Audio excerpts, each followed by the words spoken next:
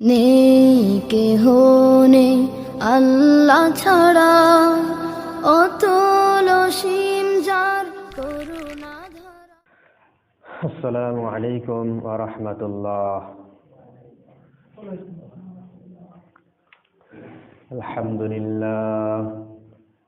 আলহামদুলিল্লাহ নাহমাদুহু ওয়া নাস্তাঈনুহু ওয়া নাস্তাগফিরুহ ওয়া নাউযু বিল্লাহি মিন শুরুরি আনফুসিনা ওয়া মিন সাইয়্যাতি আ'মালিনা। من يهده الله فلا مضل له ومن يضلله فلا هادي له ونشهد أن لا إله إلا الله وحده لا شريك له ونشهد أن سيدنا وسندنا وحبيبنا ومولانا محمدا عبده ورسوله صلى الله تعالى عليه وعلى آله وأصحابه وبارك وسلم تسليما كثيرا. أما بعد فأعوذ بالله من الشيطان الرجيم. بسم الله الرحمن الرحيم. لئن شكرتم لأزيدنكم ولئن كفرتم إن عذابي لشديد.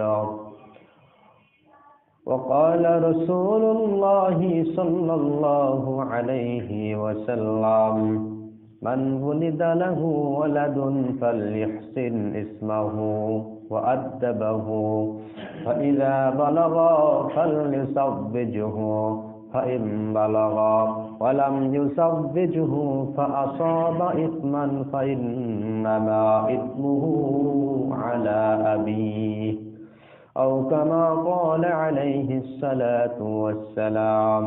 وقال الله تعالى في مقام آخر إن الله وملائكته يصلون على النبي يا أيها الذين آمنوا صلوا عليه وسلموا تسليما.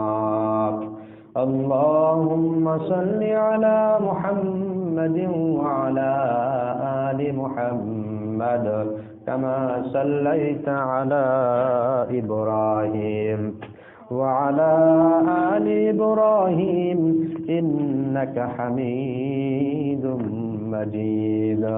اللهم بارك على محمد وعلى آل محمد كما باركت على إبراهيم وعلى آل إبراهيم إنك حميد مجيد. আলহামদুলিল্লাহ মুআজ্জাজ মুহতারাম। সর্বপ্রথম আল্লাহ সুবহানাহু ওয়া তাআলার দরবারে লাখ কোটি শুকর ও সুজুদ যে মহান রব্বুল ইজ্জত আজকে আমাদেরকে ভালোবেসে মহাব্বত করে তেনার হুকুম পালন করার জন্য মসজিদ পর্যন্ত আসার তৌফিক এনায়েত করেছেন, সে আল্লাহ রব্বুল আলামিনের প্রতি শুকরিয়া আদায় করছি। কালিমাতুশ শুকর হিসেবে সকলে পড়ছি আলহামদুলিল্লাহ। অতঃপর সরওয়ারে কায়নাত রহমতে আলম সাইয়্যিদুল মুরসালিন ইমামুল মুরসালিন খাতামুন নবিয়্যিন জনাবে মুহাম্মদুর রাসূলুল্লাহ সাল্লাল্লাহু আলাইহি ওয়াসাল্লামের প্রতি মহাব্বতে জবান খুলে আরেকবার দরুদ পড়ছি সাল্লাল্লাহু আলাইহি ওয়াসাল্লাম। সম্মানিত মুসল্লিবৃন্দ, আল্লাহ পাকের অশেষ মেহেরবানিতে আমরা আলোচনা করতেছিলাম যে একজন মানুষ তার যে শেষ পরিণতি, তার শেষ সময়ের অবস্থাটা কিভাবে ভালো হবে, তার পরিণতিটা শেষ পরিণতিটা কিভাবে কল্যাণজনক মঙ্গলজনক শুভ পরিণত হবে, এই আলোচনা আমরা করতেছিলাম। কারণ কি, মৃত্যুর সময়টা যদি ভালো হয়ে যায়। একজন মানুষের মৃত্যুর সময় যদি ঈমান নসিব হয়, ঈমান নিয়ে যদি কবরে যেতে পারে, এই ব্যক্তির মৃত্যুর পরের সমস্ত মানজিলগুলো আল্লাহ আসানের সহিত পার করে দিবেন। বলুন সুবহানাল্লাহ। এই ব্যাপারে হাদিস বর্ণনা করেছিলাম। আজকে ওইদিকে আর যাব না। আজকে শুধু আমরা এখান থেকে আলোচনা শুরু করব যে শুভ পরিণতির উপকরণগুলো নিয়ে আমরা আলোচনা করতেছিলাম। তার মধ্যে একটা আমরা আলোচনা করেছি, প্রথমে বলেছিলাম মানুষের মৃত্যুর সময় ঈমান নসিব করে নিতে চাইলে, মৃত্যুর সময়ের অবস্থাটা ভালো করে নিতে চাইলে, পরিণতিটা শুভ হোক কল্যাণ হোক এটা চাইলে প্রথম নম্বরের আমল করতে হবে তার দৃষ্টিকে হেফাজত করা। দ্বিতীয় নম্বরের আমল কি ছিল? মেসওয়াকের ধারাবাহিকতাটা অব্যাহত রাখা, মেসওয়াকের আমলটা জারি রাখা। 3 নম্বরের আমল আজকে আমরা শুরু করব। মৃত্যুর সময় ঈমান নসিব হওয়ার 3 নম্বরের আমল হলো শুকরিয়া আদায় করা। আল্লাহ পাক রব্বুল আলামিন এই ব্যাপারে বলেন, قال الله تبارك وتعالى لئن شكرتم لأزيدنكم। আমার বান্দারা, নিয়ামত পাওয়ার পরে যারা আমার নিয়ামতের শুকরিয়া আদায় করলো, আমি আল্লাহ রব্বুল আলামিন তার নিয়ামতকে বৃদ্ধি করে দেই। সুবহানাল্লাহ। আল্লাহ পাকের যত নিয়ামত আমরা উপভোগ করতেছি, আল্লাহর নিয়ামতের মধ্য থেকে সবচেয়ে বড় নিয়ামত আমাদের কাছে কি? আমাদের ঈমান। এই ঈমানটা সবচেয়ে বড় নিয়ামত। এটা কিভাবে আমরা বুঝি? ঈমানের ভিত্তিতেই একজন মানুষের পরকালীন জগতে সুখ দুঃখ, শান্তি কষ্ট এটা নির্ভর করে। ঈমান থাকবে তো এই ব্যক্তি আল্লাহর কাছে জান্নাতি বলে গণ্য হবে। বলুন সুবহানাল্লাহ। ঈমান নেই তো এই ব্যক্তি আল্লাহর কাছে জাহান্নামী বলে গণ্য হবে। বলুন নাউযুবিল্লাহ। এই দৃষ্টিকোণ থেকে যদি আমরা তাকাই, কি বুঝতে পারি? ঈমান আমাদের কাছে সবচেয়ে বড় নিয়ামত। ঈমানের চাইতে বড় নিয়ামত আর কিছু হতে পারে না। তো এই ঈমানের নিয়ামত যখন আমরা আদায় করব, আল্লাহ কি বলছেন? সেই নিয়ামত আরো কি করে দিবেন? বৃদ্ধি করে দিবেন। আর এই নিয়ামতটা যে আমরা, এই নিয়ামতের শুকরিয়া যে আদায় করব, এটা কি শুধু একদিন, 2 দিন, 1 মাস? না। কতদিন পর্যন্ত? কয় মৃত্যু পর্যন্ত এই নিয়ামতের শুকরিয়া আদায় করতে হবে। তাহলে মৃত্যু পর্যন্ত এই নিয়ামতের, ঈমান নামক নিয়ামতের শুকরিয়া আদায় করব, আর আল্লাহ তাআলাও মৃত্যু পর্যন্ত আমার ঈমান নামক নিয়ামতটা বৃদ্ধি করে দিবে। দেখা যাবে মৃত্যুর সময় আমার বড় ঈমান নিয়ে, পাওয়ারফুল ঈমান নিয়ে আমি কবরে যেতে পারবো। বলুন সুবহানাল্লাহ। এটা কার ঘোষণা? সরাসরি আল্লাহ পাকের ঘোষণা।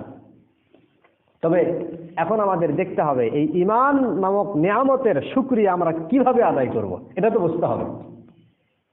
ঈমান নামক নিয়ামতের শুকরিয়া আদায় করতে গেলে কার্যগত যে শুকরিয়া, এই শুকরিয়ার প্রথম নম্বরের ধাপ হলো আমি যে ঈমানের অধিকারী হতে পেরেছি, এই ঈমানটা আমার থেকে যাতে চলে না যায়, এই ঈমানটা যাতে ভেঙ্গে না যায়, ঈমানটা আমার থেকে ছুটে না যায়, এই কাজগুলো আগে আমাকে করতে হবে।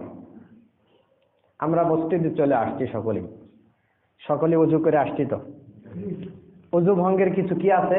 কারণ আছে। 7টি কারণ যদি পাওয়া যায়, এ ব্যক্তির ওযু চলে যায়। এমন তো অবস্থায় নামাজ হাজারো পড়ুক না কেন, তার নামাজ হবে না।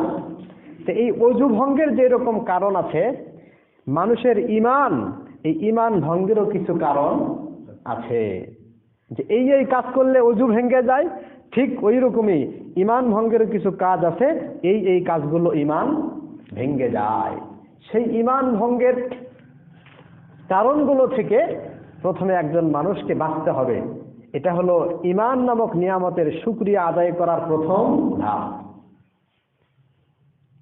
আজকে বর্তমানে আমরা যদি এদিক সেদিক তাকাই, তাহলে আমরা বুঝতে পারি ঈমান যে নিয়ামত, এটা তো তার ভিতরে নেই, বরং ঈমান ভঙ্গের কারণগুলো অহরহ তার থেকে প্রতীয়মান হচ্ছে, প্রকাশ পাচ্ছে, তার কোনো খোঁজ খবরই নেই। ঈমান হারা হয়ে যাওয়ার কারণে ঈমান ভঙ্গ তার থেকে হয়ে যাওয়ার কারণে সে হাজারো নামাজ পড়ুক না কেন, হাজারো রোজা রাখুক না কেন, হাজারো দান সদকা করুক না কেন, একটাও আল্লাহ পাকের কাছে গ্রহণযোগ্য হবে না। আমরা যদি একটু তাকাই মিডিয়া জগতে বা আমাদের দেশের অবস্থার দিকে যদি তাকাই, কিছু কিছু মানুষ এমনও দেখতে পারি যেখানে আল্লাহ পাকের ফতোয়া আছে, কোরআনের ফতোয়া, হাদিসের ফতোয়া, সেই ফতোয়াগুলো দিন বিষয়ে বিশেষজ্ঞ ওলামায়ে কেরাম যারা রয়েছেন এগুলো কোরআন হাদিস থেকে বের করে এগুলো সুন্দর করে সেই ফতোয়াগুলো দিয়েছে যে এইটা হারাম, এটা করা যাবে না, এরকম করলে কুফরি, এটা করা যাবে না। অথচ এইরকম ফতুয়ার বিরুদ্ধে এক শ্রেণীর লোকেরা আজকে বলতেছে যে এই ওলামায়ে কেরামগণ কোরআন হাদিসের অপব্যাখ্যা করতেছে। এর দ্বারা কি প্রতীয়মান হইতেছে, তেনারা যেটাকে হারাম বলতেছেন এনারা বলতেছে ওটা হারাম নয়। ঈমান আছে? কথা বলেন, ঈমান আছে? এদের ঈমানের মধ্যে ঈমান ভঙ্গের কারণ এদের মধ্যে প্রকাশ পাওয়া যাইতেছে। দেখেন সূক্ষ্ম বিষয়, কিন্তু তারা মনে করতেছে আমি সাধারণ একটা কথা বললাম যে ওলামায়ে কেরামরা অপব্যাখ্যা করতেছে, এটার দ্বারা আর কি হবে, কিন্তু প্রকারান্তরে ভিতর দিয়ে দেখেন এগুলোর ঈমান চলে যাইতেছে। ঈমান চলে যাওয়ার কারণে কি হবে, পরকালীন জীবনে অনন্তকাল আল্লাহর শাস্তি ভোগ করতে হবে। এই যে ঈমান ভঙ্গগুলো হয়ে যাইতেছে, এগুলোর একটা বিষয় যদি আমরা লক্ষ্য করি, এই সমস্ত কারণের পেছনে মেইন ভূমিকা রয়েছে হলো এই সমস্ত ব্যক্তিদের পিতামাতা। পিতামাতা ছোটবেলা থেকে তাদেরকে সেই রকম শিক্ষা দিতে পারে নাই। এই দুর্বলতা আর এই অক্ষমতা, এই অপরাধ হলো তাদের পিতা, তাদের মাতা ছোট থেকেই সন্তানদেরকে ওই রকম পরিবেশে তারা লালন করেছে, ওই রকম পরিবেশে তারা বড় করেছে, ছোট থেকে তাদেরকে কোরআনের শিক্ষা দেয় নাই, কোরআনের ক পর্যন্ত তাদের মধ্যে নাই, বিশ্বনবীর আদর্শের বিন্দু মাত্র পরিমাণ তাদের নাই। অথচ তারাই ফতুয়া দেয় ওলামায়ে কেরাম যারা সারা জীবন কোরআন হাদিস নিয়ে গবেষণায় লিপ্ত, তারা নাকি কোরআনের অপব্যাখ্যা করতেছে। কি অবস্থা আজকে তাদের, ঈমান হারা হয়ে যাইতেছে, কোনো খবর তাদের নেই। এগুলোর পেছনে মূল ভূমিকা ছিল তাদের পিতামাতার। এজন্য একজন পিতা আর মাতাকে সন্তান যাতে মানুষের মতো মানুষ হতে পারে, এই প্রচেষ্টা একজন পিতামাতার সন্তান জন্মের আগে থেকে তো আছেই আছে, বরং পিতার বিবাহ করার আগ থেকেই সন্তান ভালো করার জন্য প্রচেষ্টা পিতার জন্য করা জরুরি। এই জন্যই তো নবীজি বলেছেন যে বিবাহ তো করবা। সাধারণত মানুষ চারটি বিষয় থেকে মেয়েদেরকে বিবাহ করে, আমি ওদিকে যাব না, আলোচনা লম্বা হবে। আমি শুধু এটা বলবো, পয়গাম্বার বিবাহ করার ক্ষেত্রে মেয়েদের প্রতি কোন বিষয়কে বেশি প্রাধান্য দিয়েছেন। নবীজির হাদিস শেষ অংশে, ওই হাদিসের শেষ অংশে আসছে ফাসফার লিজাতিদ দ্বীন তারিবাত ইয়াদাকা, যে তোমরা বিবাহ যে করবা, মেয়ের চেহারা, এরপরে মেয়ের পরিবারের সম্পদ, তাদের বংশমর্যাদা, এই যতগুলো বিষয় রয়েছে ওই চারটি বিষয়ের মধ্য থেকে তোমরা প্রাধান্য দাও তার দিনদারি আছে কিনা। সৌন্দর্যও যদি না থাকে, মেয়ের সম্পদও যদি না থাকে, বংশমর্যাদাও তেমন না থাকে, কিন্তু দিনদারি যদি থাকে, পয়গম্বরের ভাষ্য থেকে বোঝা যায় বিয়ে করো, কোনো সমস্যা নেই। বিয়ের আগ থেকেই সন্তানদেরকে দিন শিক্ষা দেওয়ার জন্য, সন্তানদেরকে আল্লাহর সাথে সম্পৃক্ত করে দেওয়ার জন্য প্রচেষ্টা একজন পিতার বিয়ের পর থেকে নাকি বিয়ের আগ থেকে, বিয়ে করার আগ থেকে এই প্রচেষ্টা চালিয়ে যেতে হবে। এরপরে যখন সন্তান জন্মগ্রহণ করবে তার আগ দিয়েও তার জন্য পদক্ষেপ রয়েছে। কি পদক্ষেপ? সন্তান যে তার স্ত্রীর গর্ভে আসবে এটা তার বীর্য থেকে আসবে, আর তার বীর্যটা হালাল হওয়ার জন্য তার রক্তকে হালাল হতে হবে। রক্ত হালাল হতে হলে তাকে হালাল খাদ্য ভক্ষণ করতে হবে। এইটাও একটা পদক্ষেপ, সন্তান ভালো নেওয়ার জন্য তাকে হালাল খাদ্য ভক্ষণ করতে হবে। এরপরে হালাল সন্তান নেওয়ার জন্য, সন্তানকে আল্লাহর সাথে সম্পৃক্ত করে দেওয়ার জন্য যে পদক্ষেপগুলো রয়েছে, এই পদক্ষেপের মধ্য থেকে একটা হলো বিবাহ বন্ধনটা বিশুদ্ধ করে হতে হবে। বিয়ে যদি বিশুদ্ধ না হয়, এমন গর্ভ থেকে যে সন্তানগুলো জন্মগ্রহণ করবে, সমাজের মধ্যে পিতার স্বীকৃতি থাকলেও আল্লাহর কাছে সে জারজ বলে বিবেচিত হবে। বলুন নাউযুবিল্লাহ। আর বিশ্বের মধ্যে সমাজের মধ্যে, রাষ্ট্রের মধ্যে যখন যেখানেই দেখবেন ওলামায়ে কেরামের বিরুদ্ধে কথা বলে কোনো লোক, ওলামায়ের সঙ্গে গুস্তাখি করে কোনো লোক, কোরআনের কথার উপরে বিরুদ্ধাচরণ করে কোনো লোক, বুঝতে হবে সেইগুলোর জন্মের কোশ্চিন কালেও ঠিক নাই, ওগুলো হলো জারজ সন্তান, ঠিক নাই জন্মের। এটা কোরআন থেকে প্রমাণিত আছে যে যারাই নবীর ওয়ারিসদের সঙ্গে গুস্তাখি করবে, বেয়াদবি করবে, তো বুঝে নিও এদের জন্মে ঠিক নেই। তো যেটা বলতেছিলাম, ওদিকে আর সামনে অগ্রসর হবো না। কি বলতেছিলাম যে সন্তানকে দিনদার পেতে হলে, সন্তানকে আল্লাহর সঙ্গে সম্পৃক্ত করতে হলে 2 নম্বরে পদক্ষেপ নিতে হবে হালাল খাদ্য ভক্ষণ করা। এরপরে বিবাহটা যাতে বিশুদ্ধ হয় সেই প্রচেষ্টা করা। এখন তো বিবাহের শুরু থেকেই ঝামেলা করিয়ে দেই। বিয়ের আলোচনা চলতেছে তখন থেকে হারামের কার্যকলাপ, যৌতুক কতটুকু নিব। আসলে বিয়ে সাহেব যৌতুক দেওয়া লাগবে না, তবে আপনার জামাই তো আপনার বাড়িতেই যাতায়াত করবে, একটা যাতায়াতের ব্যবস্থা করে দিয়েন। আপনার মেয়ে সারাদিন বাসায় থাকবে, একটা দেখা দেখির ব্যবস্থা করে দিয়েন। আপনার মেয়েই তো খাবার ইত্যাদি রাখবে, একটা ঠান্ডার ব্যবস্থা করে দিয়েন। যৌতুক লাগবে না, যৌতুক নিচ্ছে না, কৌশলে অনেক কিছু নিয়ে ফেলতেছি।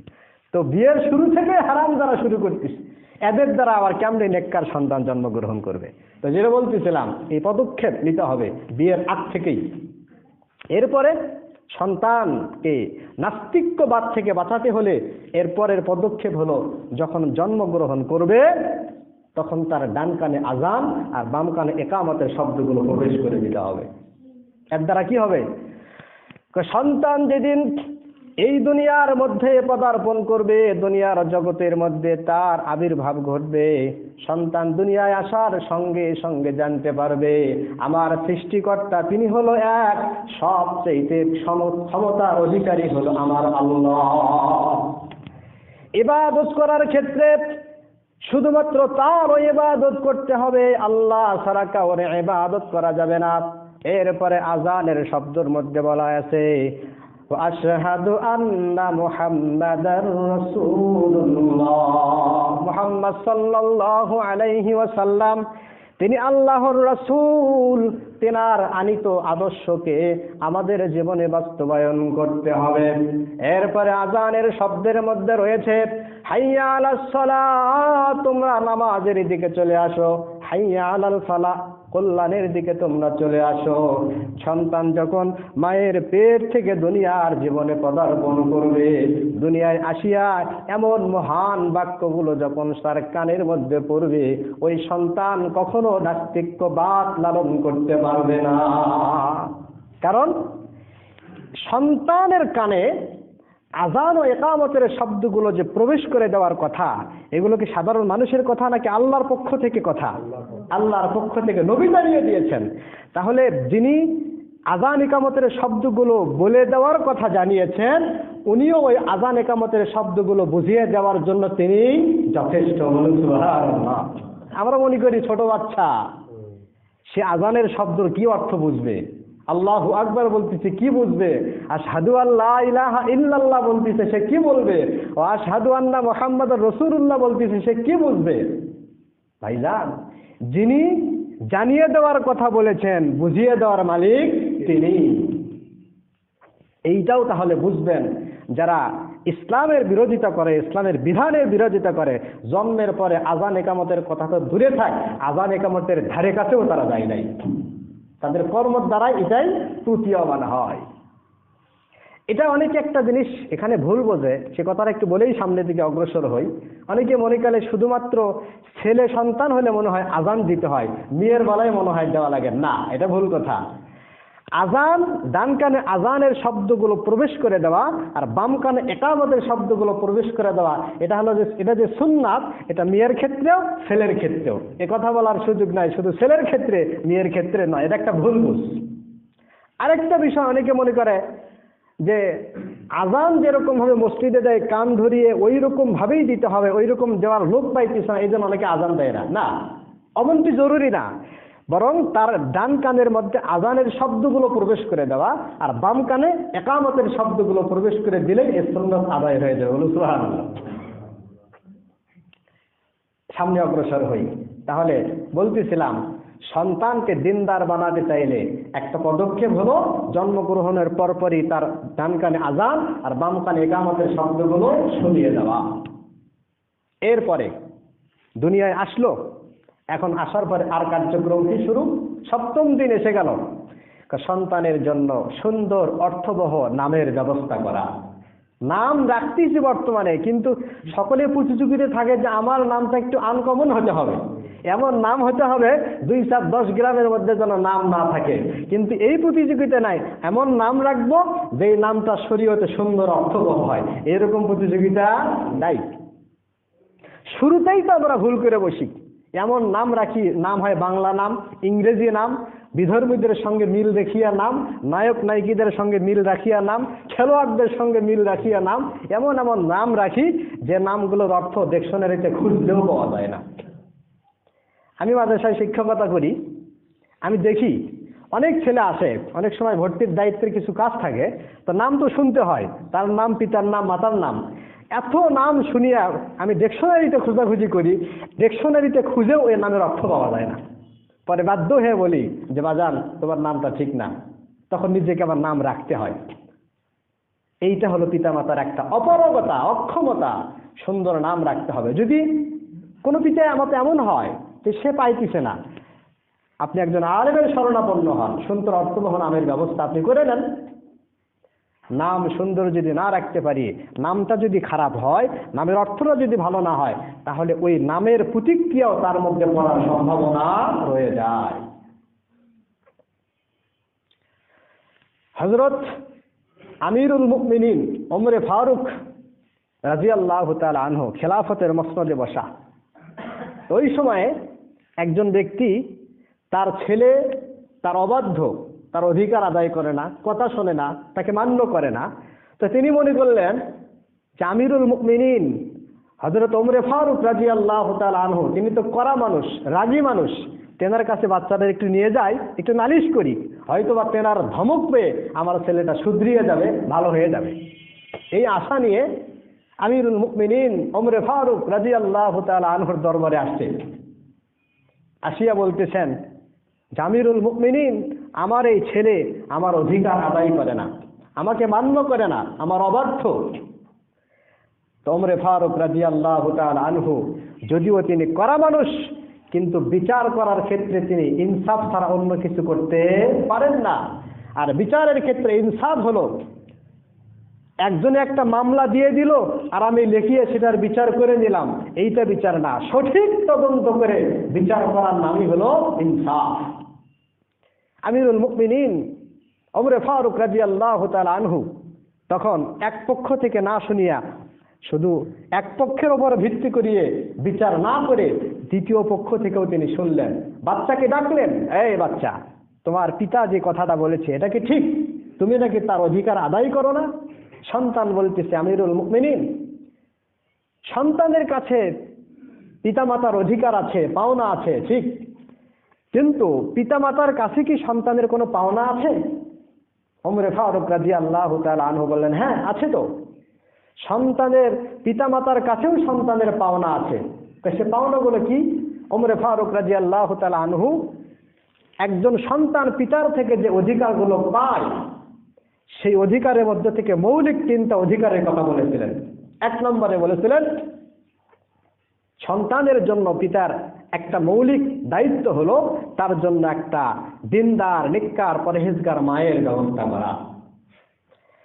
এরপরে আমিরুল মুমিনিন ওমরে ফারুক রাদিয়াল্লাহু তাআলা আনহু দ্বিতীয় মৌলিক দায়িত্বের কথা বলে দিলেন। সন্তান যখন জন্মগ্রহণ করবে, পিতার দায়িত্ব হলো ওই সন্তানের জন্য সুন্দর নামের ব্যবস্থা করে দেওয়া। 3 নম্বরের দায়িত্ব হলো সন্তান জন্মগ্রহণ করার পরে, এই দুনিয়ায় আসার পরে সন্তানের জন্য আল্লাহর দেওয়া পাঠিয়ে কিতাব কুরআনুল কারীমের শিক্ষা দেওয়া। কথাগুলো শোনার পরে ছোট বাচ্চার জবান দ্বারা বের করে দিল, আমিরুল মুমিনিন, এমন মৌলিক 3টি দায়িত্বের কথা আপনি বলেছেন, এইবারে শুনুন আমার পিতা এই দায়িত্বগুলো পালন করার ব্যাপারে কি করেছে। আমার পিতা আমার জন্য এমন একটি মায়ের ব্যবস্থা করেছে যে মা হলো সিন্ধুর একজন বান্দি দাসী। আর সাধারণত দাসী ব্যক্তিরা তেমন কোনো পড়ালেখা জানে না, তাদের মধ্যে তেমন কোনো শিক্ষা থাকে না। তার থেকে বুদ্ধিমান হয় ওই পিতা তার সন্তানের জন্য শিক্ষিত মায়ের ব্যবস্থা করতে পারে না। এরপরে বাচ্চা বলেছিল আমিরুল মুমিনিন, জন্মের পর আমার পিতা আমার জন্য এমন একটি নামের ব্যবস্থা করে দিয়েছে যে নামটা হলো হাফল, আর ওই নামের অর্থ হলো চামচিকা। এমন নাম আমার পিতা রেখে দিয়েছে। এইবারে বলেন নামটা কি ভালো। 3 নম্বরের যে দায়িত্ব ছিল সন্তানকে কোরআনের শিক্ষা দেওয়া, কোরআনের আদব দ্বারা তাকে সজ্জিত করা। আমার পিতা কোরআনুল কারীমের শিক্ষা দেওয়া তো দূরের কথা, কোরআনের একটা হরফ পর্যন্ত আমারে শিক্ষা দেয় নাই। ওমর ফারুক রাদিয়াল্লাহু তাআলা আনহু সন্তানের বিচার আর কি করবেন, এইবারে পাশেই ছিল লাঠি। লাঠিটা পিতার মাথার উপর তুলে বলতেছে, তুমি তোমার সন্তানের অধিকার আদায় করো না, আর সন্তানের কাছ থেকে তুমি অধিকার কিভাবে চাও? এটা তো সম্ভব নয়। আমি পিতা হয়ে যদি সন্তানের অধিকার আদায় না করে থাকি, তার থেকে অধিকার পাওয়ার আশা আমি কিভাবে করি? কত বড় মৌলিক দায়িত্ব সন্তানের জন্য সুন্দর অর্থবহ নামের ব্যবস্থা করা। আর সেই নামগুলো চিন্টু, বল্টু, পিন্টু, মিন্টু সব রাখিয়া শেষ করে দিয়েছি, সুন্দর অর্থবহ নাম তো দূরেই থাকলো। এই ভুল আমরা আর করব না। সন্তানের জন্য সুন্দর অর্থবহ নামটা আরবি হতে হবে। অনেকে ইংরেজি নাম রাখে, বাংলা নাম রাখে, যেগুলো আরবি ডিকশনারিতে ওই নামের অর্থ খুঁজে পাওয়া যায় না, এমনকি চলবে না। সুন্দর অর্থবহ নাম হতে হবে। অনেকে এক্ষেত্রে আরেকটা ভুল করে, নাম যখন আরবি হতে হবে তাহলে কোরআন থেকে একটা শব্দ বের করে নেই। কোরআনের শব্দ বাংলাদেশেরই ঘটনা একটা বলতেছি, আমি একটা কিতাবের মধ্যে দেখেছি এই বাংলাদেশের ঘটনা। একজন ব্যক্তি কোরআন থেকে শব্দ বের করে তার সন্তানের নাম রাখছে, কোনো আলেমের থেকে মশওরা নেওয়া ছাড়াই। কোরআনের মধ্যে আছে হলো খিনজির, ও সন্তানের নাম রেখেছে খিনজির। আর খিনজির শব্দের অর্থ হলো শুকুর। খিনজির শব্দের অর্থ হলো শুকুর, শুয়ার। তাহলে কোরআনের শব্দ হলেই কি তার অর্থ ভালো? এমনটি ভাবা যাবে না। বরং আমার জানা নেই, যারা জানে তাদের থেকে সুন্দর করে বুঝিয়ে নিতে হবে যে কোন নামটা রাখলে আমার সন্তানের জন্য ভালো হবে। এইরকম ঠিকই এরকম দায়িত্ব পালন করা সন্তানের জন্য পিতার একটা মৌলিক দায়িত্ব। এরপরে সন্তান যখন 7ম দিনে আসলো, সুন্দর নাম রাখা এবং তার জন্য আকিকা করা। এদিকে আর বিস্তারিত বলতে পারতেছি না, সময় শেষ, আমি একটু সংক্ষেপে যাই। আকিকা করা, এরপরে সন্তানের চুল মাথা মন্ডন করিয়া চুল কামাইয়া সেই চুলের ওজন পরিমাণের সোনা বা রূপা এইরকম পরিমাণ মূল্য দান সৎকার করে দেওয়া। এরপরে সন্তান যখন একটু 2 বছর হয়ে যাবে, ভাঙ্গা ভাঙ্গা একটু কথা বলা শিখবে, তখন তার জবানের মধ্যে হাট্টিমাটিম টিম নয়, বরং তার জবানের মধ্যে শিখিয়ে দিতে হবে আল্লাহ আল্লাহ আল্লাহ, এই শব্দগুলো প্রবেশ করে দিতে হবে। যখন আরেকটু ভালো হবে তখন ইংরেজি ছড়া নয়, তখন তাকে শিক্ষা দিতে হবে লা ইলাহা ইল্লাল্লাহ, কালেমা শিক্ষা দিতে হবে, কালাম শিক্ষা দিতে হবে, কোরআনের সূরা কেরাত শিক্ষা দিতে হবে, নবীজির হাদিস শিক্ষা দিতে হবে, মাসআলা মাসাইল শিক্ষা দিতে হবে। এটা চলবে প্রায় 2-3 বছর থেকে শুরু করে নিয়ে 6 বছর বয়স পর্যন্ত। 7ম বছরে যখন চলে আসবে তখন এই 7 বছর, এই 2-3 বছরের মধ্যে তাকে কি শিখালাম? আমি কালেমা শিখালাম, নামাজের সূরা শিখালাম, কেরাত শিক্ষা দিলাম। 7 বছর হয়েছে, এখন তাকে সাথে করে নিয়ে নামাজের তালিম দেওয়া শুরু করে দেব। পয়গম্বর বলেন قال رسول الله صلى الله عليه وسلم مروا أولادكم بالصلاة وهم أبناء 7 سنين। সন্তানদেরকে নামাজের আদেশ তোমরা দিয়ে দাও যখন সন্তানের বয়স 7 বছর হয়ে যায়। 7ম বছর বয়সে সন্তান যখন পদার্পণ করে নেয়, ও আমার উম্মত, সন্তানকে তখন থেকেই তোমরা নামাজের আদেশ দিয়ে দাও। এরপরে ওয়াজরিবুহুম আলাইহা ওয়া হুম আবনাউ আশুরিন 10 বছর বয়সে যখন পতিত হয়ে যায়, এরপরেও নামাজের অভ্যাস হয় নাই, ওইটারে মারপিট দিয়ে হলেও তোমরা নামাজের অভ্যাস তো করিয়ে নাও। এই আদর্শ শিখিয়েছেন কে? আল্লাহর নবী সাল্লাল্লাহু আলাইহি ওয়াসাল্লাম।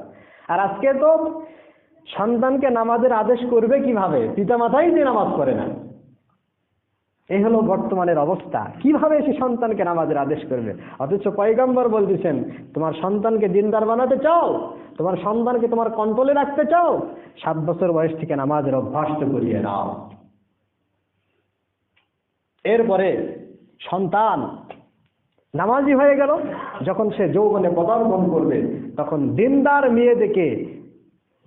মেয়ে দেখে তাকে বিবাহ করানোর চেষ্টা করা, এবং তার প্রাপ্ত বয়স্ক হয়ে গেলে যদি বিবাহ কেহ না দেয়, পয়গম্বরের হাদিস, সন্তান যখন প্রাপ্ত বয়স্ক হয়ে গেছে, সন্তানকে বিবাহ দেয় নাই, ওই সন্তান যদি কোনো গুনাহ করে, এই যৌন বিষয়ে, যৌনতাচারিত বিষয়ে যদি কোনো অশ্লীল কার্যকলাপ করে ফেলে, তাহলে এই গুনাহ তার পিতামাতার উপরে বর্তাও হবে, তার পিতার উপরে চলে আসবে, বলো তাউযুবিল্লাহ। তবে এখান থেকে সন্তানদের আবার এইটা খুশি হওয়ার সুযোগ নাই যে গুনাহ তো আমার পিতার উপরে চলে যাইতেছে, আমি মনে হয় মুক্ত, না, তোমার উপরেও গুনাহ চলে যাবে, বলুন তাউযুবিল্লাহ। এই সমস্ত পদ্ধতিগুলো অবলম্বন করে যদি আমরা সন্তানদেরকে লালন পালন করি, পশ্চিম কালেও সেই সন্তান নাস্তিক্যবাদকে লালন করতে পারে না। ওই সন্তান কোনোদিন মাইক নিয়ে বলতে পারবে না ওলামায়ে কেরামগণ কোরআন হাদিসের অপব্যাখ্যা করতেছে। ওই সন্তান কোনোদিন আলেমের বিরুদ্ধে, আল্লাহর নবীর ওয়ারিসের বিরুদ্ধে জবান খুলতে পারবে না। ওই সন্তানরা কখনো নবী আলাইহিস সালামের ওয়ারিসদের আকৃতিকে নিয়ে ব্যঙ্গচিত্র করতে পারবে না। সে কোনোদিন কোরআনের ফতুয়ার বিরুদ্ধে আশ্রয় নিতে পারবে না। আর এগুলো কার্যকলাপ যদি আমরা না করি, এই দায়িত্বগুলো যদি পালন না করি, ছোট থেকেই আমরা কোরআনের পরিবেশ থেকে আলাদা করলাম, এইরকম ভাবে এই সন্তানটা বড় হতে হতে হতে হতে কোথায় যাবে? বিশ্ববিদ্যালয় পর্যন্ত যাবে। আর আমরা তো ইতিপূর্বে দেখেই ফেলেছি, বিশ্ববিদ্যালয়ের মতো জায়গা থেকে সালামের মতো সুন্নত, গুরুত্বপূর্ণ সুন্নত নিয়ে কিরকম মন্তব্য করে ফেলে। তাহলে ওই রকম স্থান থেকে আমার সন্তানটা দিনদার হওয়ার আশা কিভাবে করতে পারি? এই পদক্ষেপটা আমাদেরকে নিতে হবে। আমাদের চারিদিকের পরিবেশ আমাদের সন্তানকে দিনদার করবে না, আমাদের পরিবার থেকে আমাদের সন্তানকে দিনদার করার প্রচেষ্টা চালিয়ে যেতে হবে। নতুবা তাদের ঈমান রক্ষা করা বর্তমান পরিস্থিতিতে সম্ভব নয়। তাই আমি যেটা বলতেছিলাম, যেখান থেকে চলে আসছি, যে মানুষের ঈমান বড় নিয়ামত, আর এই ঈমান নামক নিয়ামতের শুকরিয়া আদায় করতে হবে। এই ঈমান নামক নিয়ামতের শুকরিয়ার প্রথম ধাপ কি বলেছিলাম? ঈমান ভঙ্গের কারণ থেকে নিজেকে বেঁচে রাখা। ঈমান ভঙ্গের 1 নম্বরের কারণটা শুধু আজকে বলবো, বিস্তারিত ব্যাখ্যা আজকে করা যাবে না, সামনে এগুলো আলোচনা করবো ইনশাআল্লাহ। ঈমান ভঙ্গের 1 নম্বরের কারণ হলো আল ইশরাকু বিল্লাহ, আল্লাহর সঙ্গে অন্য কাউকে শরীক করা। এই শিরকটা আল্লাহর ইবাদতের মধ্যেও হতে পারে, আল্লাহর জাতের মধ্যেও হতে পারে। শিরক এমন একটা অপরাধ, আল্লাহ পাক রব্বুল আলামিন এই ব্যাপারে এমন কঠিন হুঁশিয়ারি দিয়েছেন। قال الله تبارك وتعالى إن الله لا يغفر أن يشرك به ويغفر ما دون ذلك لمن يشاء। আল্লাহ পাক রব্বুল আলামিনের কোরআন কারীমের ঘোষণা হলো যে তেনার সঙ্গে অন্য কাউকে যে ব্যক্তি শরীক করল, শিরক করার কারণে যে গুনাহ হইল, আল্লাহ বলেন ওই গুনাহটা আমি মাফ করব না। এই শিরক ছাড়া অন্য রকমের যে গুনাহগুলো আছে, আল্লাহ যদি চায় ওই বান্দারে মাফ করতে পারেন, কিন্তু শিরক গুনাহ মাফ করবে না। শুধু তাই নয়, এই শিরকের কারণে ঈমান তৎক্ষণাৎ তার কাছ থেকে বিচ্ছিন্ন হয়ে যায়, তাকে আর মুসলিম বলা যাবে না। মান আশরাকা ফাহুয়া মুশরিক, যে ব্যক্তি শিরক করলো তৎক্ষণাৎই সে মুশরিকে রূপান্তর হয়ে গেল, তাকে আর মুসলিম, তাকে আর মুমিন বলা যাবে না। তার উপরে জান্নাত চিরকালের জন্য আল্লাহ পাক রব্বুল আলামিন হারাম করে দিবেন, বলুন নাউযুবিল্লাহ। আল্লাহ পাক এই মর্মে বলেন, ইন্নাহু মাই শিরিক, যে ব্যক্তি শিরক করলো, এই শিরকের ব্যাপারে আল্লাহ পাক বলেন, ফাকাদ হারামাল্লাহু আলাইহিল জান্নাহ ওয়া মাওয়াহুন নার, তার উপরে আল্লাহ পাক রব্বুল আলামিন জান্নাত হারাম করে দিয়েছেন, বলুন নাউযুবিল্লাহ। ওয়া মাওয়াহুন নার, এবং তার জন্য তার আবাস স্থল, তার স্থান হবে, তার বাসস্থান অবস্থান হবে জাহান্নামে, বলুন নাউযুবিল্লাহ। শুধু তাই নয়, তাকে পরকালে তার ব্যাপারে কেউ সুপারিশ করিয়ে তাকে সেখান থেকে মুক্তি দিবে, তাকে জাহান্নাম থেকে বাঁচাবে। আল্লাহ পাক বলেন ওয়া লিজ জালিমিনা মিন আনসার, জালেমদের জন্য কোন রকমের সাহায্যকারী নাই। জালেমকে, সবচেয়ে বড় জালেমকে আল্লাহ পাক নিজেই সে ঘোষণা দিয়েছেন, ইন্নাশ শিরকা লাযুলমুন আযীম, শিরিক হলো বড় জুলুম। তাহলে যে ব্যক্তি শিরিক করলো, আল্লাহর কাছে মুক্তি পাওয়ার কোনো পন্থা আর তার থাকবে না পরকালে। এই জন্য ঈমান ভঙ্গের প্রথম নম্বরের কারণ হলো আল্লাহর সঙ্গে অন্য কাউরে শরীক করা, আল্লাহর সঙ্গে অন্য কাউকে অংশীদার স্থাপন করা। এই শিরিক গুনাহ করলে সে ব্যক্তি তৎক্ষণাৎ মুসলিম থেকে খারেজ হয়ে যাবে। আমাদেরকে বাঁচতে হবে এই শিরিক থেকে। তা আল্লাহ পাক রব্বুল আলামিন আমাদের সকলকে শিরিক থেকে বেঁচে থাকার তৌফিক নসিব করে, বলুন আমিন। শিরিকের বিষয়ে আলোচনা, এগুলো আমাদের বিস্তারিত সামনে করা দরকার, এবং ঈমান ভঙ্গের আরো মৌলিক আরো বেশ কয়েকটি কারণ রয়েছে, সেই আলোচনাগুলো আমাদের করা দরকার। কারণ আমরা যদি ঈমান ভঙ্গের কারণটাই না জানি, তাহলে ঈমানকে রক্ষা করব কি করে? ঈমানকে রক্ষা করতে হলে প্রথমে আগে ঈমান ভঙ্গের কারণগুলো আমাদেরকে জানতে হবে, তবে আমরা ঈমান নামক দৌলতকে রক্ষা করতে পারবো, ঈমান নামক নিয়ামতের শুকরিয়া আদায় করতে পারবো। আর ঈমানের শুকরিয়া আদায় করলে আল্লাহর ঘোষণা মোতাবেক কি হবে? মৃত্যুর সময় ঈমান নসিব হবে, বলুন সুবহানাল্লাহ। আল্লাহ পাক রব্বুল আলামিন আমাদের সকলকে ঈমান নামক নিয়ামতের শুকরিয়া আদায় করার তৌফিক নসিব করুন, বলুন আমিন। আল্লাহ পাক আমাদেরকে আমল করার তৌফিক নসিব করুন।